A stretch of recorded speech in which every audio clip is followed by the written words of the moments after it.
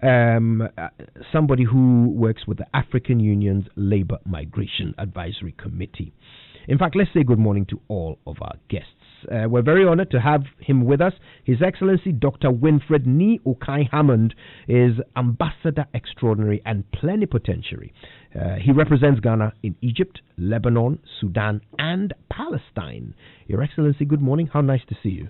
Good morning, Kojo, and thanks a lot for the privilege to be here. And thank you to your cherished listeners. The privilege is ours. Thank you for making the time. Now, we also have with us Reverend Dr. Princess Okansi. Now, she is an international immigration expert. We're going to be learning a lot from her as well. She works with the African Union Labor Migration Advisory Committee. It's very nice to see you, Reverend Doctor. Thank you for coming. Thank you, Kojo. We look forward to being here today. We appreciate the time. That's our pleasure. Now, Judith Nkansa and Ya Baby Oparibia Asari. They are strong women. They are survivors.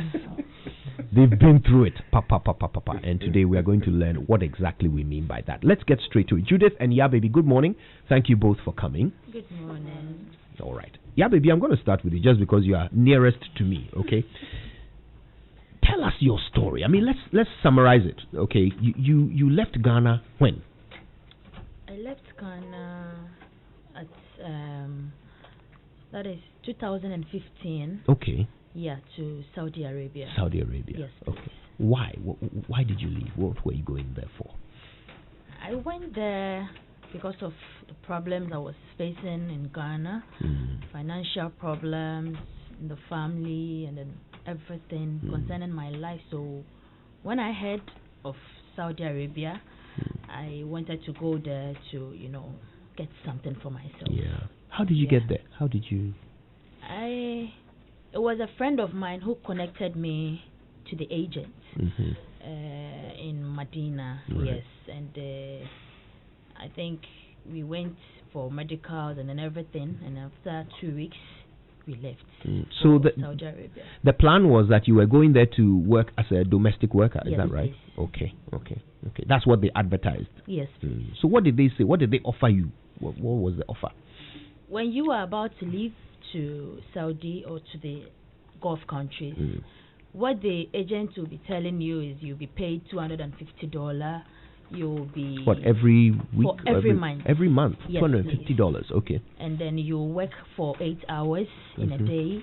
And also, when you get there, your sponsor is going to take you as a daughter. You get everything, all sort of the sweet words. But what kind of work will you be doing? As a domestic, cleaning the house, everything, their garden, and then the compound. You will take care of the house, actually. Yes. Right. Okay. But sometimes they will add the cooking to it. But when you get there, it's not like that. Yeah. Okay, so that was the promise, right? Yes. That you get $250 every month. And you'll be working with a family that will take you as their daughter. Yes. You work 8 hours a day. Yes. He's in Kamampumoko. Right, so what happened? What happened in your situation? Yeah, before we got to Saudi Arabia, from the airport, they came with a van and then arranged us in. How many of you were there? Hey. Like, we're more than 20. In a van? In a van, the small one. And when they are taking you to the agent's house, you are not supposed to look outside. They'll close all the windows. Hey. Yes. Sounds like a kidnapping. You're not supposed to know where you're going. No. Wow. All the windows, and then they have curtains in the van. So they'll close all of it, and if you don't know and you make the attempt of opening it, what you will receive is a slap. Huh? Yes, so we all got scared on the way. Even Yenju Fika, we all got scared, and it was a long journey from the airport to wherever that we were going. And on the way going, they stopped and then put us in a room. I don't know. We don't know wherever that we are going, and that place is too dusty, and we sleep there. Then till morning, then we continue the journey. How long was this journey? It was like 12 hours. Hey. Yeah. So basically, from the moment you stepped out of the airport, you had no idea where you were being No, taken. You were in no. a blacked out van. You slept in a dusty, dark room somewhere halfway Yeah. down the road, Yeah. and then continued in the morning. Continued in the morning.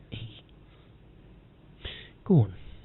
So when you get to the agent's house, then there your sponsor will come and then take you to wherever that you are going to the house. So, is the agent Ghanaian? No, the agent in Saudi, the agent was Ethiopian. Mm. Yes. So Ghanaians dealt with you here, Mhm. shipped you off, you Yes. flew there, you arrived, then this Ethiopian agent Egypt, Mhm. and yeah, we have so many. picked you up at the countries. airport, Yeah. 12 hours to the home, Mhm. and then your sponsor, that's the Yes. word they use, right? Yes, For the your family you'll sponsor. be working with. Yes, your boss. Yes, comes to pick you. Yes, please. Tell us about your sponsor. My sponsor, he was a science engineer, and my madam was a doctor. And in the house, it's a whole family, from the whole family. And then the building was I think 5-story building, and then you are going to work there alone. The whole, all 5 stories Yes, you are taken care of. you are taken care of. That doesn't sound like 8 hours. No. How did they treat you? Very bad. Very bad. If you reach there, that same the day you got to the house, they will tell you to go and rest. Mainly you enter the room, like let's say 1 hour, 2 hour, they will come and then call you to come and then start cleaning, give you food.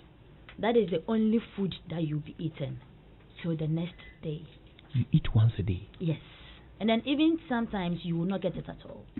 When they finish eating, the rest of the food, they'll just gather them and then tell you eat. You don't have the right to touch anything in the house. Yeah. So my madam's sister, that is her elderly sister, we went for a family gathering, and then I met one diner from Swedro. She was also working in the house, and I saw a Ghanaian girl, and then I wanted to get closer, and she's like, no, don't come. I'm like, why? She said, no. Like the way she was doing, I'm like, you are a Ghanaian and I'm also a Ghanaian, so why? Why shouldn't I get close to you? She said, no, when your madam sees you closer to me, you are dead. I'm like, what is wrong with you? So I was afar from her, and then she was telling me, Afe Nawaba. That was the first question. I said, yes. Anyway, one can like, I'm like, why? What is it? You are scaring me. Quick translation. She asked, have you just arrived? You said, yes. And she said, well, you'd be better off dead. Yes. Okay. So I asked her why. She said, you are new, so I'm supposed to tell you everything. I'm like, okay, then tell me. But when I'm trying to get closer to her, she said no. She's like, when your madam give you food without your consent, or when you are not there, when you guys are cooking, after cooking, and then she send you, go and bring me something, you come back, and she tells you, this is your food, don't eat, throw it away. I'm like, why? She said she'll put medicine in it to get you crazy, for you to get mad, and then you forget about your families, and then so that you'll be working. So there, a lady just walked in, and the lady was like, I don't know how to say it. Crazy? Or? She seemed to have a mental problem. Mental problem. Okay. And then she was like, when who get away? Have you seen this girl? I said, yes, she's Ethiopian. She's been here for 15 years and she don't even remember her name. She can't even remember. I'm like, why? He said she's been given the same drug that I'm telling you about. So there I began to get scared, and I'm like, he said, yes. And if you don't know and you run and then they catch you too, they'll kill you. So make sure you don't run away. So what I have to do is to pray. That was the only solution. So how long were you with them? I was with them for a month. 1 month, and then Yes. you got rescued and brought back. Yes, because when I was going, and my agent in Ghana told me, don't take your phone, they'll buy phone for you, they'll do this. So my agent took my phone. Oh. Yes, say if you get there, they'll get you a phone. So this one, you are not supposed to even go with it because you get a new one and then a better one as well, a whole lot. So I was not using phone for a month. So the month reached, and then I told them, I need a phone. I need to call my family. They need to know where I am now. And then she's like, my madam was like, no, you're not supposed to use phone for 3 years before you go. I'm like, why? Even the contract was 2 years. So why are you now telling me it's 3 years? And you are not supposed to use a phone for 3 years. For 3 years. So I was, quarreling with them, struggling with them. I need phone with my salary at least. So they got me a small phone, and then they put SIM card in it, and I'm like, she's like, when you finish, come and put it on my table. I'm like, why? It's mine. You bought it with no. I've not bought your phone yet. I'll buy it for you later. So when you finish making call, just bring it. So what I have to do is to call the guy who connected me to the agent. I called, and then the credits got finished. I don't have anything to do is to send messages to everyone. Like, so if you see the message, then you call the number. But because it was a foreign number, immediately you call 1 minute, even won't come, and then your credit is gone. It's gone. So how did you get out of that? I mean, how did you get here? My sponsor, that is my boss. My madam always goes to work early in the morning at 5 a.m. and then my sponsor too goes out at 9. We had a quarrel in the house with that is my boss' sister. Yeah, because anytime I'm working in the kitchen, and then she will just come mention my name and then take knife, you will not stay long in this house. Hey. Yes. I'm like, so Why? always, I don't know. And then I don't understand their language too. And then she's the only person who understands English in the house. So if I need something, and then I tell her, please tell Mama I need this, then she will turn everything. Then it will be like an insult. Hey. That I'm insulting them. So they started hating me in the house. And then I was not eating. I sleep at 2, sometimes at 3, and then I wake up 5. Well, it's 3 a.m. and then you wake up 5 a.m. At 5 a.m. So that was it. And then she called my boss that have beaten her, and then the mom, and then the younger sister in the house. I was like, how can I beat you 3? Like, how? So my boss just came and then sacked me outside that I should wash the building. The whole building, outside the building. I'm like, how am I going to climb this thing and then wash it? Wash the building? Yes. Oh, it's a common thing they do. I'm going to quote this. This is the most interesting instruction I've ever heard. Wash the building. Wash the building. Yes. All right. So how did you get out? So the next morning, something just told me I should take one of the keys. So when my boss was going out, they locked me inside the room. Was that the first time they had done that? Yes. Okay. So he went out, and then I opened the door with the key and then I passed through the back door, and then I got outside. They came in and then brought me inside again because they saw me. I was standing because I didn't know where to go. I was standing outside, and then they locked me in the garage again, not in the building this time around, the garage. So he was driving outside, and then what I have to do is, when the garage door was coming down, I just threw myself down, and then you roll out of the garage. Out of the garage. So I was there, and then he brought in the police, and then gave the police money, and then started to beat me up. So I fought with them in front of the police, and then, but by God's grace, I won. They didn't hurt me. I didn't get hurt and then stuff. So the police just put me in the car and then drove to the police station. So it was the police that took you away. They arrested you. Yes, how did you get in contact with? How did the government? How did they find you and bring you home? That's the part. Because the thing is that these things you are telling me, I met her in Lebanon. So by the time you met her, all this had already happened in Saudi Arabia. Right. So that's why I want to get this from you. When I got to the police station, at the cells were 12 countries. Like ladies, I'm seeing Kenya, Sri Lanka, India, Bangladesh, a whole lot. I'm like, wow. And then some of the Ghanaians. So I met this lady called Aisha at Medina, and Aisha, and so lucky I was the same agent with her. So she was going, and then I wrote my mom's telephone number and my sister's telephone number to her. So when she came back home, she went to my mom and then told them everything. So they went to arrest the agent. That was how I came outside. Wow. So you were locked up in jail until all of this happened, and then so how long were you in jail for? I was there for 3 months. They changed house for me, and then immediately I got to the house. After 5 days, I was sleeping, and my boss came, removed, sorry to say, his dick. His penis. And then he was like, remove your dress. I'm like, how? I should remove my dress. But before then, at the prison, there was this lady that came in, Lucy.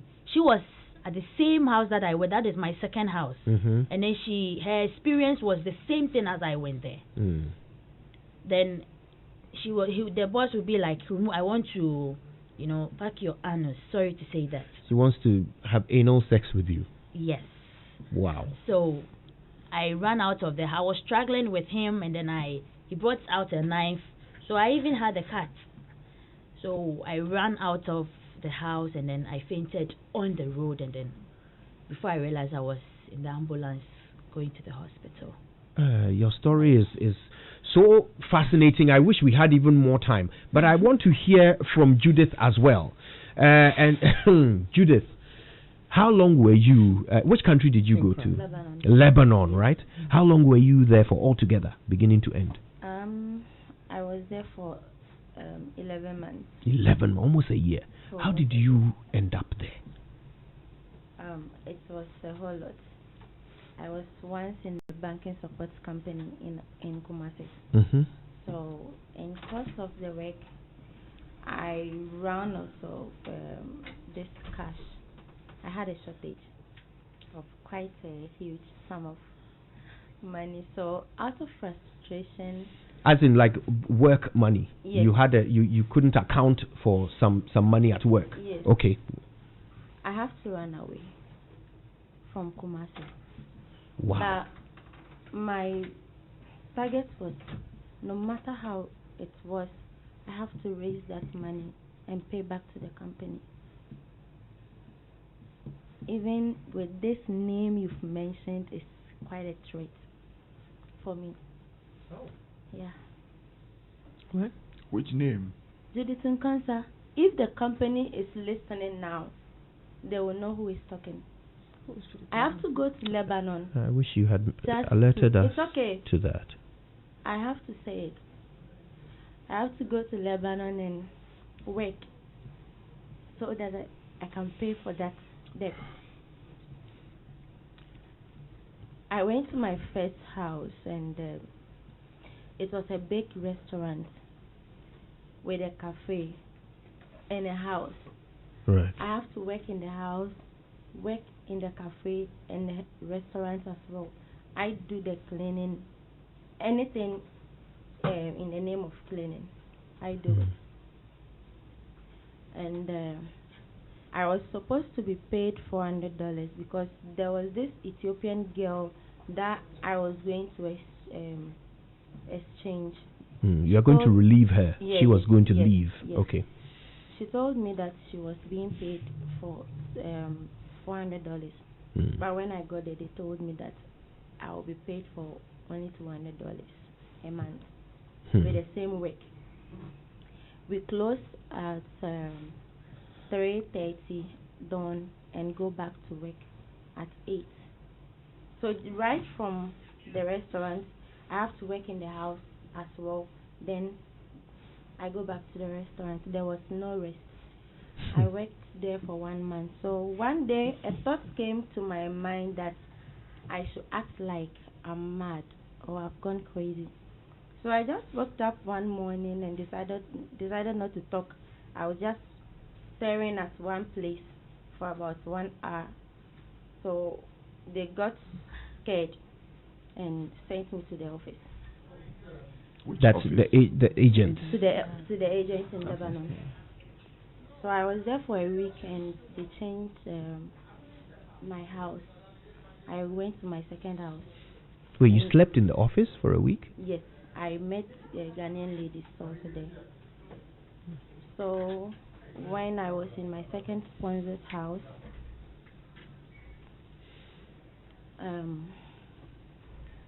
what I encountered there was also sexual harassment.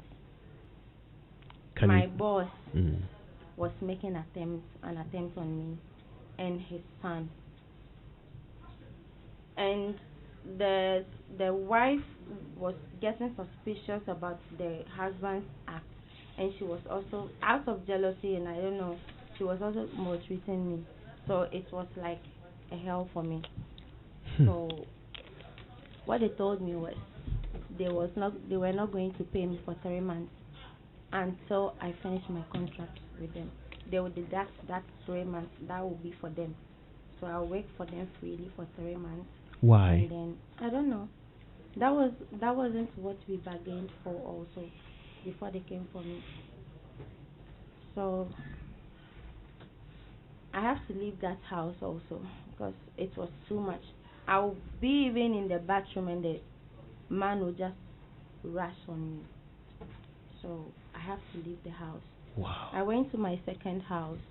As Baby was saying, I was at the second floor. You have to watch. I was even lucky that I wasn't at the 7th or the 6th floor.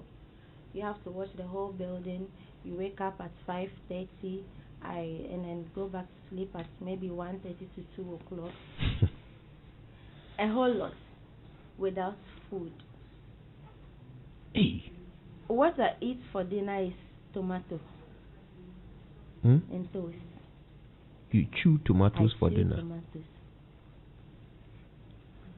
That is what I was ordered to eat. Wow.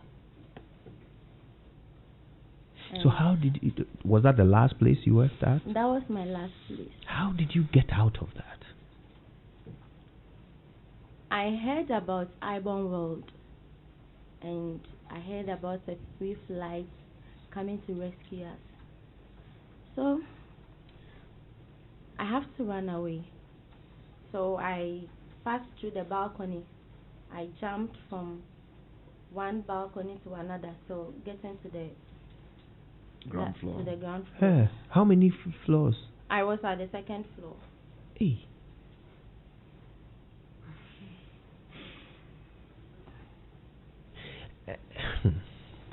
So how much money was it that you were trying to pay back to your company, the one you were working with in Kumasi? How much money was it? 5,000. Because 5,000 what? Because of 5,000 Ghana cedis. Oh my goodness.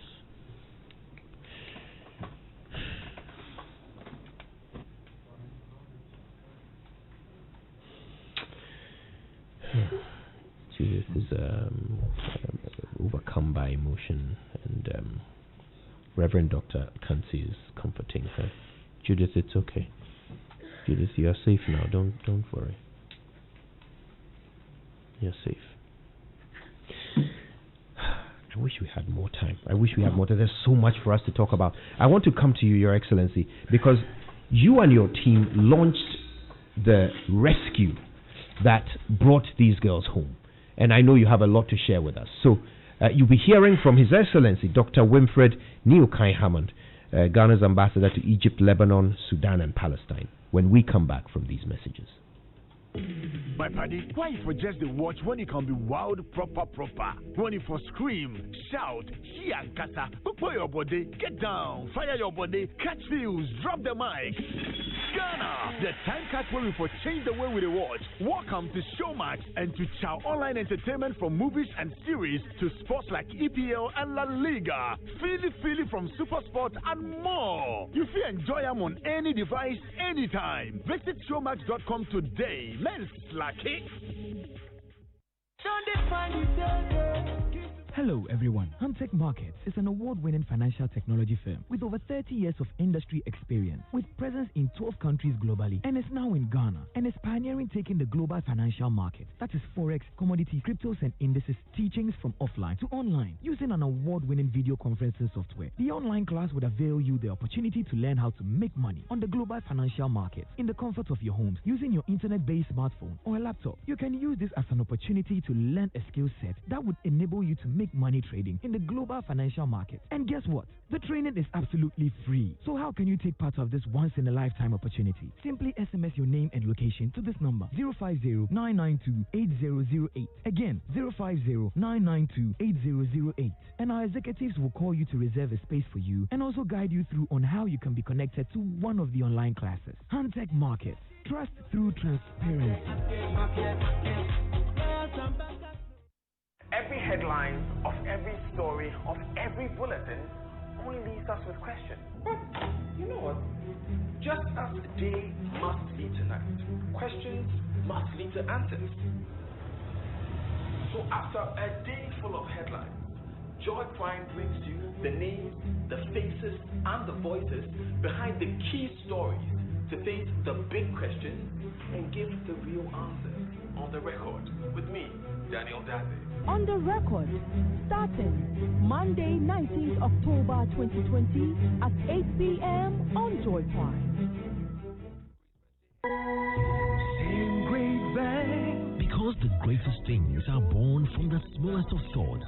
Just as your seeds in a rich soil grow to become trees that bear fruits, the Agricultural Development Bank, ADB, helps you sow, invest, nurture, and grow your personal and business plans by serving you with years of banking ingenuity and experience in agribusiness, corporate and commercial banking, consumer finance, e-banking, and many more through our network branches across the country.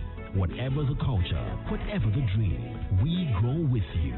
Call us today on 0302-210-210 or visit www.agricbank.com. ADB, truly agric and more.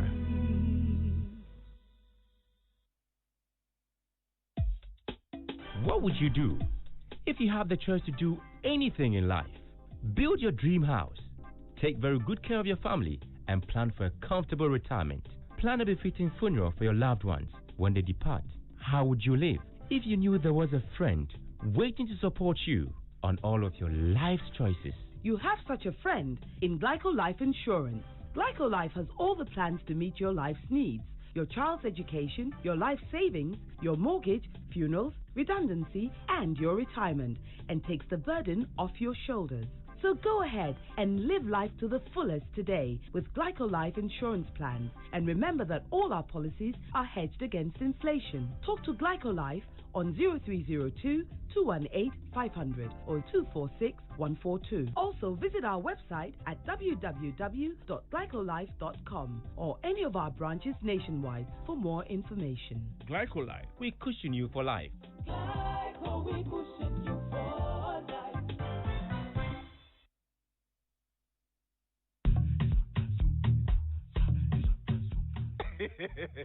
See, my friend, respite is something we all need in hard times when we have no tool. A bank that cares is a bank worth doing business with.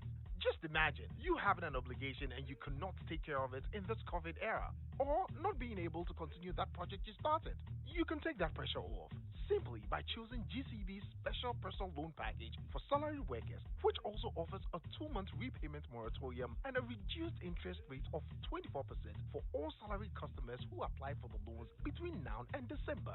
And for government workers, an increased loan tenor of up to 48 months awaits you. GCB, your bank for life.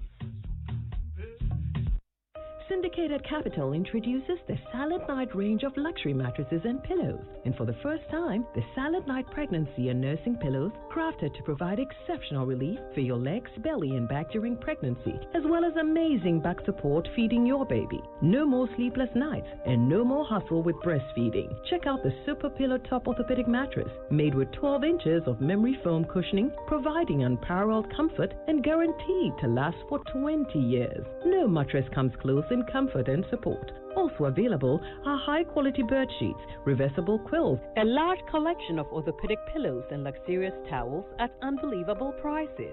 Silent Night products are available at all Melcom shops, game stores, and Silent Night showrooms at Tema, Asylum Down, Adenta, Spintex Road, and Kumasi behind Ninshia Palace, or call 0302-242532 or 050-131-5776. Silent Night. Sleep like never before. Charlie, make you hurry up. I got football up.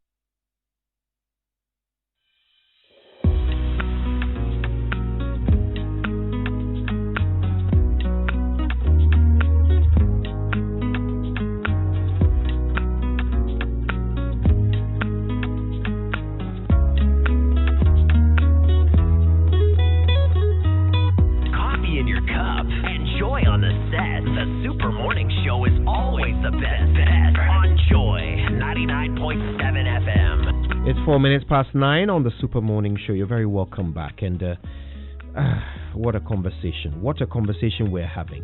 We're learning about something called the kafala system. It's a system of oppression. It's a shockingly inhuman way of employing people to do the most degrading and demeaning of work for families in the Gulf states. They target third world countries like Ghana. They pick up vulnerable, often women, and take them to do domestic work that honestly is undignified even for the most base of humans. But they do this to us, our sisters, our own Ghanaian daughters. And, we have two of them, two of the victims of this horrible system in the studio with us. We also have Reverend Dr. Princess Okansi. She's an immigration expert. She's going to explain how this system works, why they target Ghanaians, and, of course, the man whose team went to their rescue, His Excellency, Dr. Winfred Neokai Hammond, Ambassador Extraordinary and Plenipotentiary to Egypt, Lebanon, Sudan, and Palestine.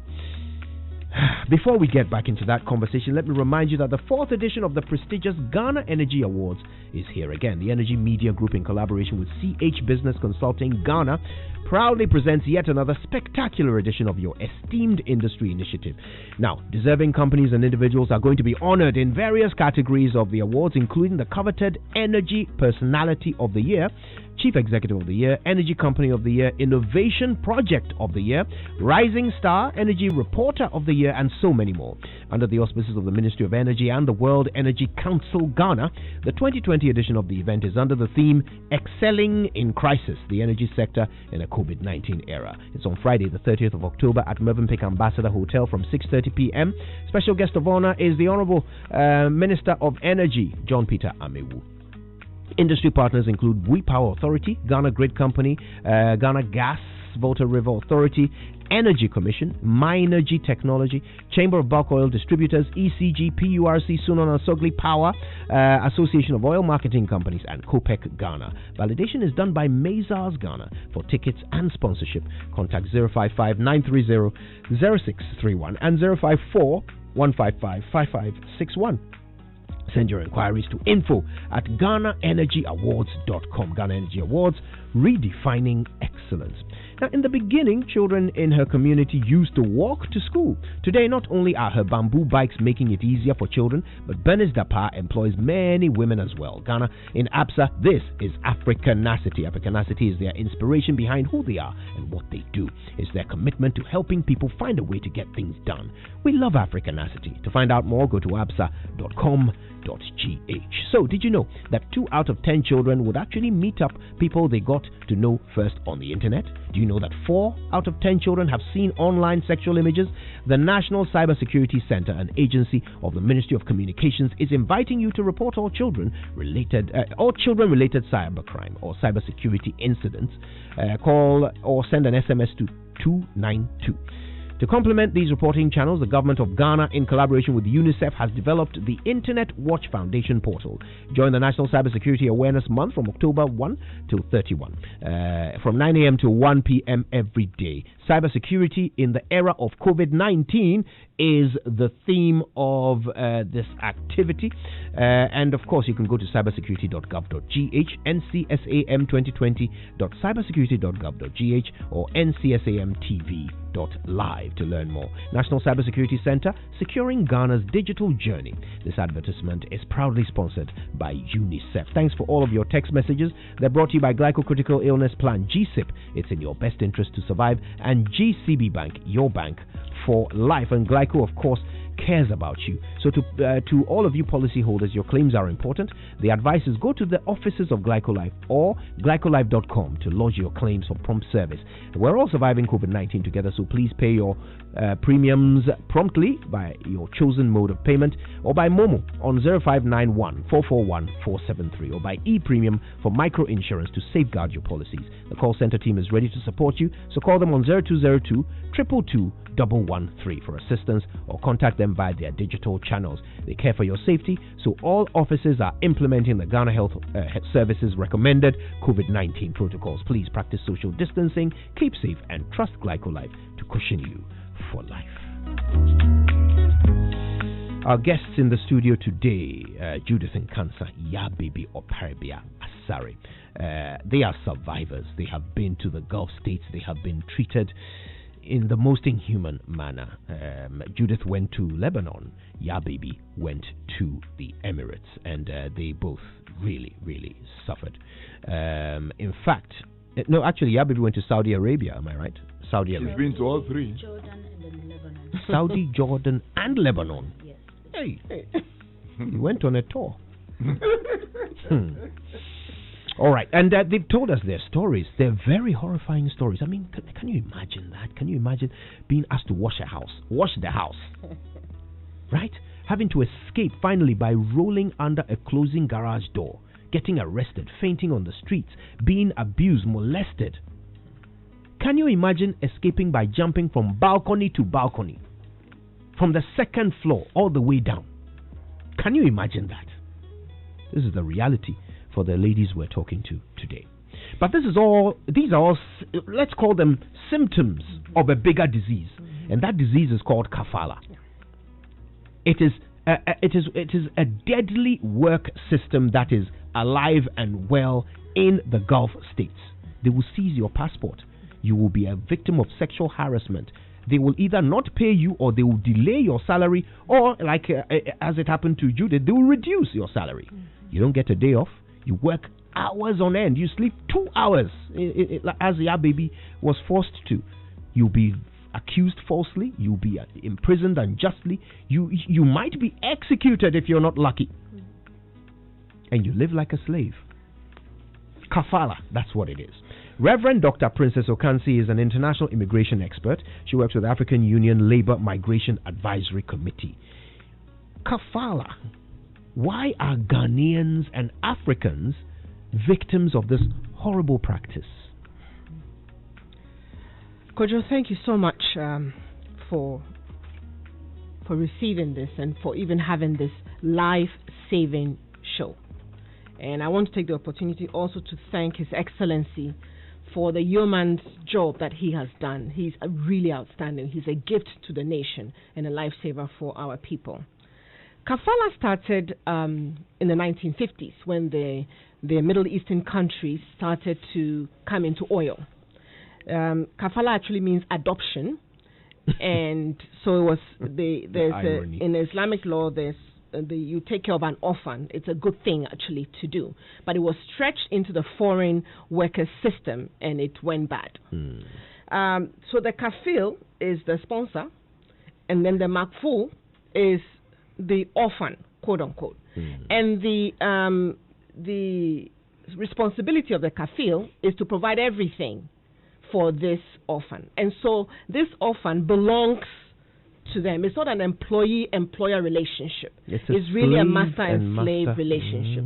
Whatever I say you do, because I do everything for you, I buy you, I bring you in, and whatever I want to do with you, whenever I want to do it, I do it with you. My sons can sleep with you. My husband can sleep with you. My nephews, and if they need someone to sleep with, they can do that. Wow. That is the kafala system. Now, over the years, some of the countries have done what they call reformed systems, where international pressure has been put on them. Recently in Qatar has abolished kafala. Right. UAE has also abolished kafala, and they have put new systems in place. UAE has a system called Tadbir, which is spectacular, actually. Tadbir system is what we call the decent work system, and that system, there's no sexual harassment, and it allows the inspectors to come into your home, whereas in the other places like Lebanon, you cannot go into anybody's home for privacy laws. Right. Bahrain has a reform system. Even in Saudi Arabia, there's a new system called Musanet, which is reformed. All right. So there are systems that are good, there are systems that are bad, and there are systems that are deadly. Unfortunately, the Asian countries have a multilateral platform with the Middle East. And on that multilateral platform, they've been able to put systems in place that take care of their people. Right. And they have ruled out kafala. They don't want kafala. If you see a Filipino girl who is doing kafala, she was trafficked. She came on her own. But if she comes to the system, like Judith was saying, the girl before her was in kafala, but was on a bilateral agreement. The bilateral agreement says $400 minimum salary. But if you are outside of that agreement, you'll be paid $250, even $150, or up to $200. So that's the kafala system, not without bilateral. Right. Kafala system with bilateral is a little bit better, but it's still not that good. So are there people in Ghana who are doing the Tadbir, the good system? Are there? In fact, the government of Ghana, and I want to congratulate the government of Ghana on this, the government of Ghana has signed a Tadbir agreement. But because of the ban, the Tadbir is not operational. Now, it's important for the ban to be lifted and Tadbir made operational, because outside of that, kafala is ruling. And when kafala rules, this is the result. So the reason why I ask this question is I want to be categorical. Yes, if somebody advertises in the Republic of Ghana that come and let us go and employ you in a Gulf state, that's kafala. More than likely, kafala or reformed kafala. But I can assure you 95% of it will be kafala. Because Tadbir is not operational yet in Ghana, though the agreement has been signed. Until the ban is lifted, it's not operational. So really, it's kafala. Really. It is Let's call kafala. a spade a spade. If you see an advert today Yeah. saying, come, but You are saying, go and into- work, you are yeah. going into kafala. Okay, if you are going to Saudi Arabia, there are three systems you could be going into. You could be going to kafala, you could be going to Musanet, which is a reform kafala, or you could be going into live out cleaners. Live out and cleaners, though it is kafala, the worst part of kafala is what happens inside the house. So if you're in live out, you don't experience a lot of the things that they're experiencing. So you could be going to Saudi Arabia, but you could be going to Musanet or in live out or cleaner. That is okay. I'll be honest with you, none of it sounds okay to me. Oh, no. No, believe me. I mean, we've been in the trenches for 31 years, okay? We've been all around in various aspects of the migration system. Africa needs the jobs, but we don't need kafala. And I came here to speak truth to power. We must abolish kafala. No African leader should sign any more kafala agreements. For instance, Jordan, we did have a bilateral agreement with Jordan. It was kafala, but we didn't know. I have spent 11 years doing this book called Deadly Work or Decent Work. We talks about the good, the bad, and the deadly work that's available. We want it to be in the hands of all of our leaders so that when they make decisions, they'll make a right decision. I was invited to an African country recently for consultation. And when I got there, they had gotten a letter. They were so happy about it. They were, but there's another system called Visa 20. Visa 20 is kafala, and that is being practiced in Kuwait. So if you get a Visa 20 coming to you, check your visa that you have. If it says Visa 20, it is kafala. Don't go. Wow. Do you know, I saved... Before you come, or before I come in, she touched on the ban.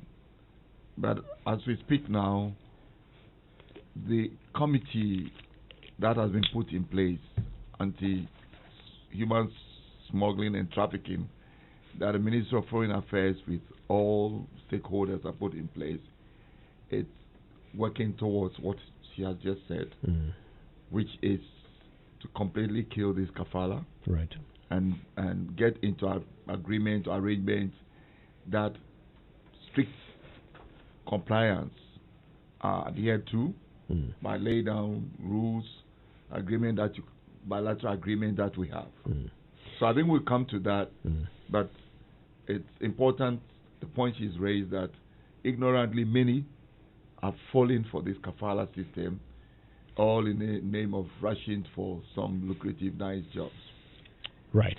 Now, Your Excellency, I want to come to you because I feel as if the most hopeful part of this conversation is what you did, what you and your team did. Absolutely. So tell us about it. How did you get to know about these girls, and how did you rally the operation to rescue them?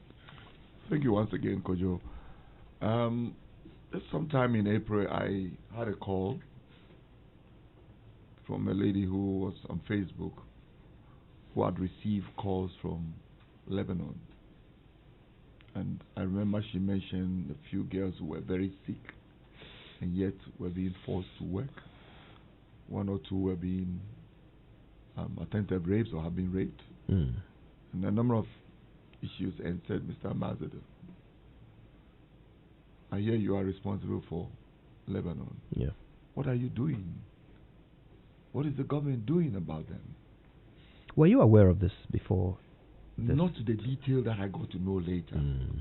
But as soon as I was sworn in, as if the president knew, the charges I had was, don't just go and sit and enjoy receptions and whatnot. But the Ghanaians out there who have many challenges, please pay attention to them and see what you can do to help. Right from Jubilee House, the marching orders I got included that. Mm. And when I got to my office in Cairo, anyway, we're based in Egypt, but we cover the other countries. My consul, the honorary consul, rushed quickly from, I think my first week or so, to come and pay a courtesy call. And he said, we can't wait for you to come and present your credentials to address this issue. Right. Because we have, at that time he told me 11,000 or so Ghanaian domestic workers, and we don't even know when they are coming. We don't know when they got into the country. We have no record on them, and I need you to address this issue. So how did you go about it? How did you set about getting them? The lady who was doing the program with me, a lady most of them knew, by Nana Donko, threw my name out there, my number. Mm. And I was not too happy with it initially because my personal number went viral. Mm. And I had calls from Jordan, Saudi, from the Gulf state, anywhere. Wow. Somebody all made Ghanaians. a poster saying that if you need help, call this number, and added an audio. So I had calls at 1, 2, 3, 4, 5 in the morning, anytime. All Ghanaians Ghanaians who were in distress. Very much in distress. Some horrifying things that I saw. Because when they called and said, Ambassador, if you are in doubt, please permit me to put it on video to show you where I'm sleeping. Some are sleeping close to the bathroom, the toilet. That's their bedroom. Some, they show you the kind of food they've had for the whole day, what they're going to eat for the whole day. Tomato. So a lot of things they're talking about, other privilege to get into the homes through technology to see most of the things that they're talking about. So I called my staff and I said, listen, this thing sounds like a big challenge. I don't know where we can start from. But all they want to say is, we want to go home. Most of them will conclude by saying, we want to go back home. So what did you do? So we moved from Cairo to relocate to Nebraska to work. Immediately, I went into meetings with the government because we wanted to get the government support. A lot of the girls at the time also had run away from their homes, like her and most of them who ended up coming. So they came to you? No, and they were being sought out by the police. Yeah. So they were hiding somewhere in the streets, really knowing where to sleep. Some of the girls ended up sleeping in the streets. I mean, how they did it, I don't know. So anyway, when we got there and we met with the government assured us that, the Lebanese government assured us they were going to give us every support to those who were willing. And I used the situation that under the COVID-19 condition, governments want their people back home, those who are stranded. Right. So please, we need the support to let our people go. Because each time they will tell me, look, they have a contract. So why would you want them to break the contract? So the Lebanese government was enforcing the kafala contracts. Well, they when I met with them, they were ready to let the people go, and said they would support us to do that. So who was arguing about contracts? All the sponsors, the employers, because I had to call a number of them one-on-one. Yeah. Because at that time, many of them salaries have not been paid, and there were some who were very sick. And I can tell a number of our girls had mental problems through depression and all the things they had to go through. So it was an alarming situation that I really went wild and had called a number of meetings with the Foreign Affairs Ministry, with the Minister for Labor, and what they call the General Security. Was it expensive to get them home? Yes, it was, because I had lots of them in the street that I needed to ask government that why, because COVID airport closures and lockdown situations were enforced. I needed to find shelters for them. I needed to provide them with food on a daily basis, and especially the hospital bills, because they had no insurance. Many of them were sick for a long time. They've not been taken care of. Though in their contract they're supposed to be taken care of by the so-called kafil or the sponsor. But they were not doing that. And all they did was pack them with Panadol. Whatever your sickness was, you get Panadol. That was it. So by the time they got out, we had challenges about their health and everything. Now, I can imagine how expensive it would be to just bring one person home from Lebanon. How many people did you bring home? Well, on the 18th of September, when I joined the last group to come, the number that had come was 2,262. 2,262 people. From 9 flights. Wow. The first 3 flights were paid flights by the individual who was so desperate and had some money and wanted to come. That's all they wanted to do. Government paid for a few of them at the time. And then I had this group, Lebanese who were Ghanaians, who put money together to help support some of them. Yeah. We have a big Lebanese community in Ghana. And I see the police say a big thank you to them. I can't start mentioning names. I would not be able to finish. But they also provided some accommodation, food, and hospital facilities for them. 2,000 what? 2,262. Wow. So, Your Excellency, just a moment, just before you continue, because I know that our audience keeps texting us. They want to participate in the conversation, so I'm going to open the lines. They probably have lots of questions for you all. 0302-216-541. Give us a call. Join the conversation. Your Excellency, you were telling us about this amazing operation to rescue 2,262. Yes. All of them women? We had, I thought there were 6, but the first flight, I'm told, had 6 or so about 12 men. And the rest were women? The rest were all women. Let's bring in one of our callers. Hello, good morning. Yeah, good morning. Thank you for calling us. What's your name? Where are you calling from? William. William. Calling from Gumor. Wonderful. Talk to us, William. Kojo. Yes, sir. Kojo. Boss. How many times did I call you? Enough. You see, the blame is squarely on the government.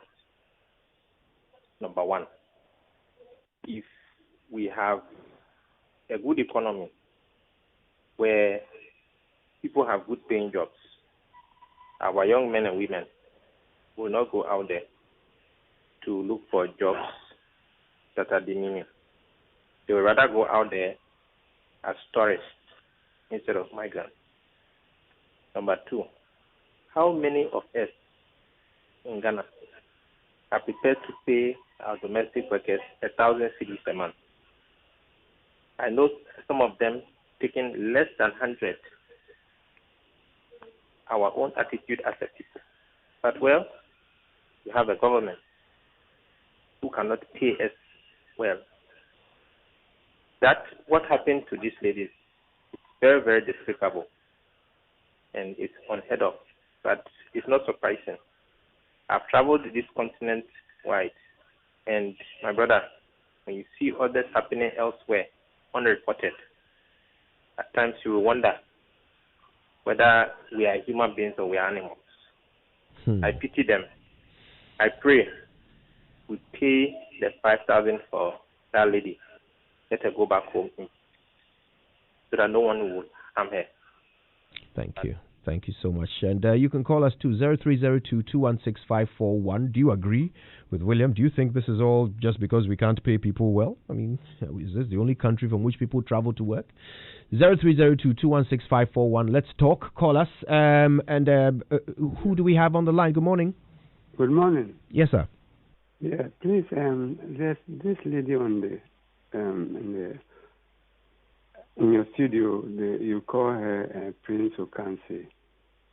Am I right? Yeah. Reverend Dr. Princess Okansi. Yes, I remember very well. She used to run a program on Sunny FM, and she was the one promoting this migration to the Gulf. And then she was accused of trafficking. I don't know what happened to it, because I'm surprised that same person was accused of it, and now she seems to be right on the other side. And I want to know what happened to that. Okay. All right. We'll get you an update on that. Thank you. Reverend Dr. Princess Okansi will answer your question. Let's take a few more calls and then we'll get some answers. 0302-216-541. Hello, good morning. Hi, good morning. Who am I speaking to? My name is Prince. I'm calling from Bubwashi. Prince from Bubwashi. Yeah. Talk to us, Prince. Yeah, I think we have agencies. I believe we have agencies that take this girl to those places. I quite remember I went to an office and I saw the person was telling me that he has to line to the Ministry of Labour thing that he's able to do that one. So can we investigate these people that, okay, I'm taking you to X country. Is it under this kafala or this whatever? So that we will be able to ensure that the people that we are sending out there have better and good treatment. Because the agents, the lady said he went back to the agency. Yeah. So I believe that the agency has a connection with their Ghanaian whatever, or Ghanaian partner who sent them to their agency. The agency distribute them to their sponsors. So I believe let's investigate these agencies and know that they are doing the right thing. Whether it's the kafala, if it's kafala, as the lady was saying, you don't accept it, but we do the right thing for our girls, because they're saying that the caller calling, he was saying that the government has this matter. We have Chinese coming to Ghana to work.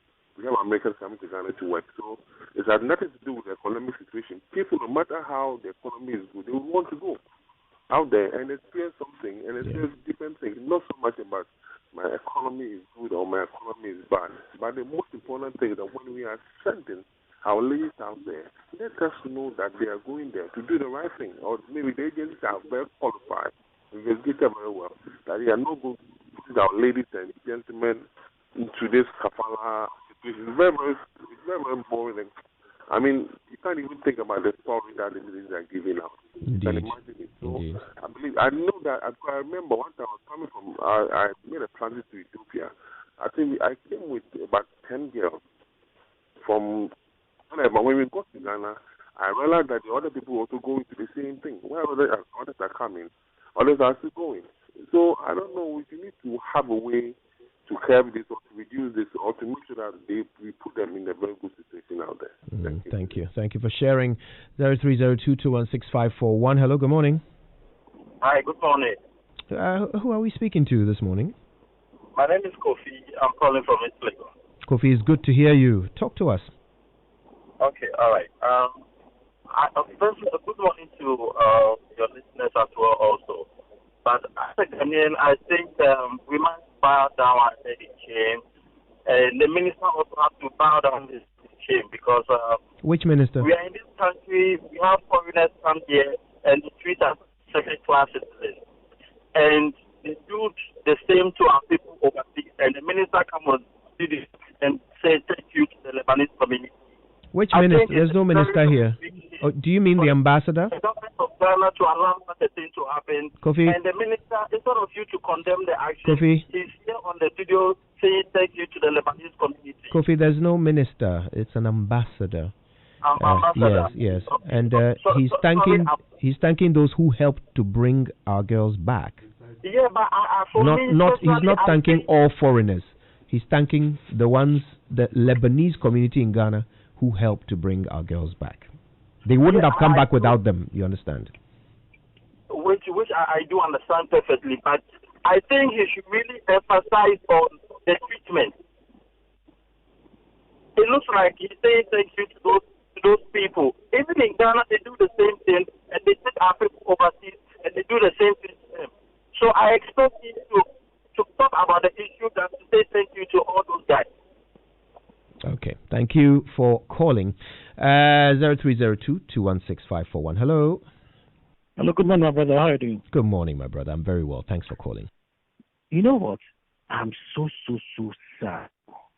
At least listening to the two ladies there, the way they are able to speak good and quality English, that they couldn't even sit down because from the way they are speaking, they wouldn't be from maybe they'll be certainly from an tertiary school or something.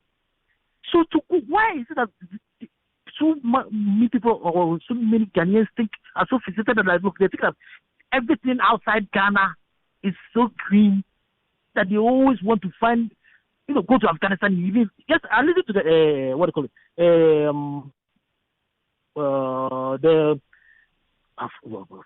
The man in the studio, the ambassador. I listened to him on a different network, and he said even people in Kuwait and even Afghanistan and then Iraq. And there was a time also I listened to something. Look, please, Ghanaians, Ghana, there's no better place like home. Please stay in Ghana. And those people that look, talk about Libya. We've been having the same thing. They go there, we bring them back here, and they will even go back to Libya. I don't know why people want to go back outside the country. Well, I mean, because what do you find there? There's nothing there. Please, my ladies, and the lady in Kumasi, please come back to Kumasi. One or two people, just go to Love FM.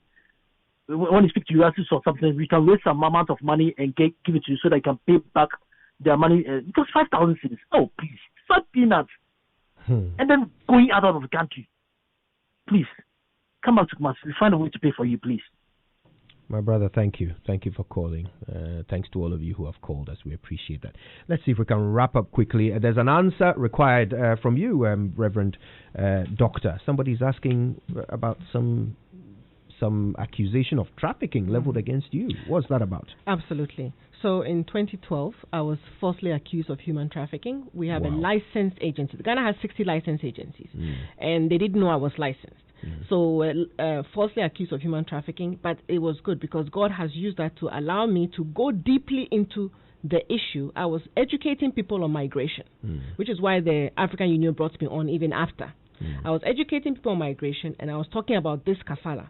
I was stepping on certain toes, and therefore I was falsely accused of human trafficking, and I'm licensed. I was fully acquitted and discharged. And I decided to make this my life's work to save these young girls from this kind of kafala and to inform our leaders to understand the systems they put our people into so that they don't do that again. So in addition to working with the African Union, you are also a licensed agent? Yes, I'm one of 60 licensed agents in Ghana. But I tell you, now I spend 90% of my time at the African Union front because I'm interested more in policies, to make sure that Africa has the right policies to save our daughters' lives. So do you also send women to the Gulf? No. Okay. So from that time, until we change the system, I don't want to send any woman anywhere. All right. Your Excellency, I think I want to wrap up with you because it's probably important that people hear this from you. You are out there representing the people of Ghana. And at dawn, they call you to tell you of this or deals that they are going through. So for those Ghanaians who are listening, who have been planning their own trip to go out there and seek greener pastures, what would your message be to them? Yeah, thanks once again, Kojo. Very often I was tempted to say, look, the government of Ghana in 2017 said, don't come to this place. Yeah, that was you ignored it. You came. You didn't even go through. Most of them had to go through Togo, Nigeria, and yet you're calling as if I am responsible. yes, I'm responsible because I am an ambassador who should take care of your needs. So for that reason, I will listen to you and I will see what we can do. But please note that we lack that information or understanding of what is going out there. Yeah. The reason why when I came with these ladies, I decided that I will go from one station to the other to send the message across that please, what you think is out there is not the case. It can be much better, as Dr. Kansi has explained, the various systems. I'm even learning the various systems from her and others, that you need to understand what you're going into. Don't just run and go into. And the agents who are not licensed and would not take the time but just interested in their monies, please, it's something that government is not going to let go like that. Yeah, I mean, we should be arresting these people. Yes, we definitely. If you know you are not doing the right thing, you have reason to be afraid. Because government is going to deal with this issue. What we have done now, the girls we've brought, we're doing everything to get them reintegrated into the system. Yeah. And that is why we're going around and trying to see what we can do to help them. What's going to be done in Judith's case? She's afraid to go back to Kumasi. Well, Judith, I don't want to say on air, but we've tried to help Judith to set up and do something, what she's doing now in the Seychelles. She's now in Seychelles. But that's not enough. And I think after this meeting, I'll get a few people together where we can see how to help her clear that thing off and let her live her life freely. So there are many people who have expressed, and I thank the man who called from Kumasi that she should come, they will help her. We will get back, and together we'll see to help her out. And there are many other issues with our girls who really are calling for help. They've come back and they need help. But please, my last word is, it's easy to say it's the government's fault. And somebody said I should buy my head in shame. No, I'm proud of what I've done. I will not buy my head in shame. And you should listen very carefully before the accusations. I said, somebody, yes, you don't accuse every Lebanese because the system is bad. Somebody went out of the way and said, I identify myself with Ghana and put money to buy tickets and to feed the people and provide the medical support. And they say it's wrong for me to say thank you. No, I'm not brought up that way. So I think it is important we understand the issues. Government definitely has said, let's see what we can do to change the situation for these girls. That's why I'm still here. Your Excellency, thank you. Thank you for that clarification. I know that I wanted to end with the two ladies, but for 30 seconds, Reverend Doctor, you have a message for government. Yeah, right? I have a message, but I want to add to what His Excellency just said. Okay. So African countries are all going through this. This man you said here is a gift for the nation, one of the best leaders, and he's even going to get a global award for what he's done for our people. So I just want to set the record straight on what he has done for the nation. My message to the government, and I want to speak this as truth to power. We are blessed that our president is now head of ECOWAS. What needs to happen on this continent, which has not happened, is a multilateral platform for Africa. We can start with ECOWAS can lead that, and our president is now the head of ECOWAS. That needs to happen. After that, we need bilateral agreements on only the good systems like Tadbir, Musanet, and the non-kafala systems. That will open the door for good and only for licensed agencies. There are 60 licensed agencies. They need to be trained and empowered to do the right thing. So the 323 illegals will stop what they are doing with immediate effect. And that is the message I want to give out to government. Ban needs to be lifted so that the right thing can be done and lives can be saved. Thank you very much. Thank you. All right. So the last voices I want us to hear on this belong to Judith and Ya Baby. Okay. And I have one question for both of you. I want to hear both of you answer this question. Ya Baby, would you go back? Would you do this again? No, with my 3 experience, no, I don't think I'm going back to the Gulf countries again. Because when I even came back from Saudi, I went to Kumasi to look for a dead girl's parents to inform them that their daughter is dead. But I couldn't find them at Kumasi Amekom. But I couldn't find them. Yeah, they are out there. They think my daughter is in the foreign land and she's doing well, but she's dead. Yes. Long ago. There were 3 of them. Who died? Yes, on the day I was leaving to the airport, one lady was being thrown to. She was dead actually to the desert. Yeah, they just brought her out of the car and then thrown her on the desert and they drove off. Jesus. So my advice to them is don't believe what an agent will tell you. It's not easy out there. Judith. Yeah, thank you very much. What I'll say is, as Yabebi said, it's not easy. You might not be lucky as we are in terms of bringing our lives back home. Yeah. So when you want to travel to the Gulf states, consider your decision. Thank you very much. Reconsider your decision. That's a diplomatic way of putting it. Don't go.